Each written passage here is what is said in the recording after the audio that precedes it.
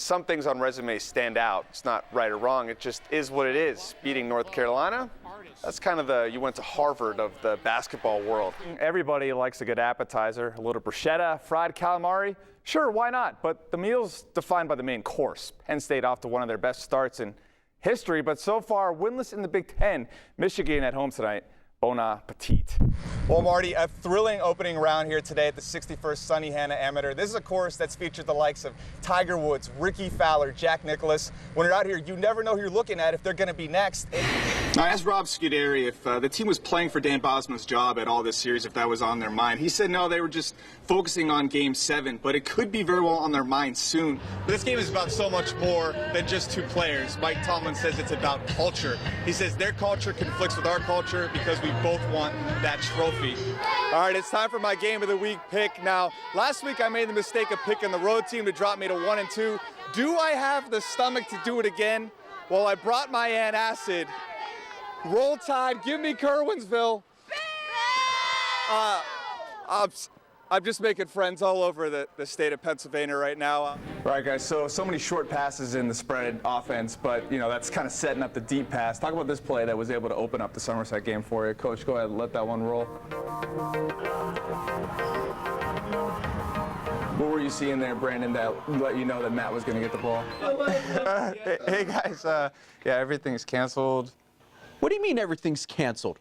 I don't care if you have to drive all the way up to Cameron County to get something on. You better be in the 11 o'clock show. Get out. With no story and no leads, did what any good reporter would do. Head out into the world. Well, the field may be wet, but spirits are high. Who will stop the rain? There's nobody here. Nobody here at all.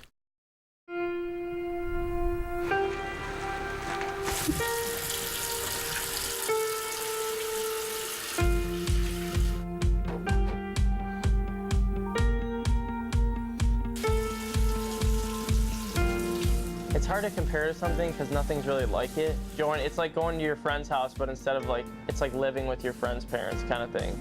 Everything we have to worry about is taken care of with our billets, and we never have to worry about anything outside of hockey. We just it's a great place to escape from hockey and just hang out. Luke Lynch and Casey Lincoln held eat, sleep, live hockey. Their school, their job is hockey. Their parents for the time being are Holly and Mel Lees. The one night, the guys said they were going over to another one of the guys' houses to watch The Walking Dead. And they walked out the door, and my husband looked at me and he goes, why would they want to do that? They could watch you and I walk around here all day, because we're kind of boring. Kind of boring, or as Luke and Casey say, kind of perfect. Holly and Mel are one of 15 billet families that house anywhere from 1 to 3 Tomahawks players. Most are young families with some extra room. For the Lees, it was a little different. Their kids had already come and gone. I was afraid that I couldn't relate to them. And that's the only thing, and I had a lot of insecurity about it.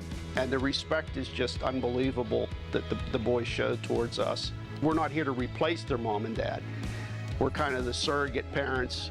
My parents would expect me to respect them as if they were my parents because they're caring for me, supplying for me. And so I try to respect them as if they were my mom and dad, and they do the same. Everything they do benefits us, and they love to see us do well as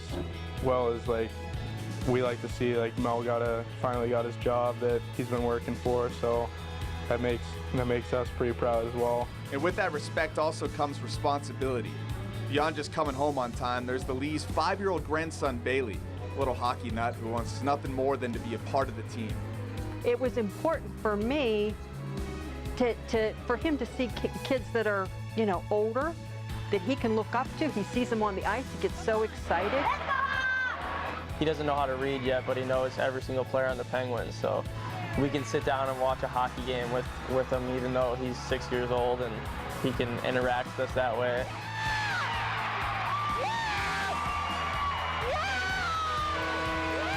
Like any family, it isn't always perfect, and like for any parent, the hardest part is moving on. We know that's what the league's all about. We're here to help these kids get college scholarships. And I just try to make it as easy for them as it can be, because I know they're chasing their dream. And if I can just be a little part of them chasing that dream, that's enough satisfaction for me. Living with the guys has inspired Holly to pursue her own dream of learning to skate.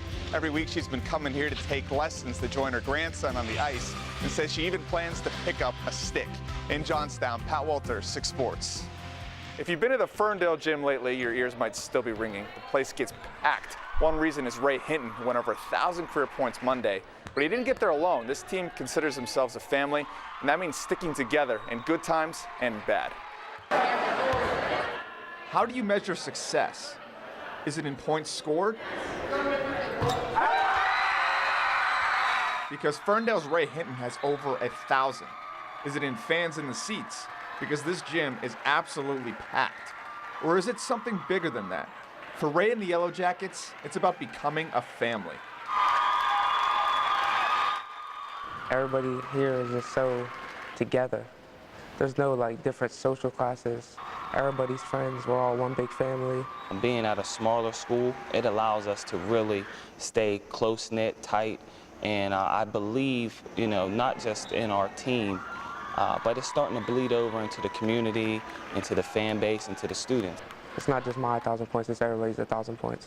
Just as this family shares in Ray's success, they've also shared in his loss. Right before his freshman season, Ray learned of the death of his big brother, Jawan, a Marine serving out of a base in South Carolina. It was a loss that put life and basketball in perspective. It was 1 o'clock in the morning when I first found out.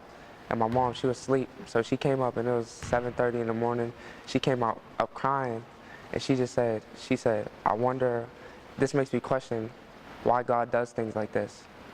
And I said, I don't know, I can't tell you, but we just gotta stay faithful and we gotta just continue to live our lives. You never know when it could be your last day. For a teenager, I don't care if you lose a brother, a parent, a cousin, it's not easy to deal with. But I think he was able to wrap himself into, our family as a basketball team and basketball, and I think it really helped him get past the loss of his brother. It made me look at things. That's why I look at things the way I do today, because no game is promised, no day is promised, nothing is promised. So I just go out there and I play every game like it's my last. A young man that's been through so much, Ray says he has so much more to do.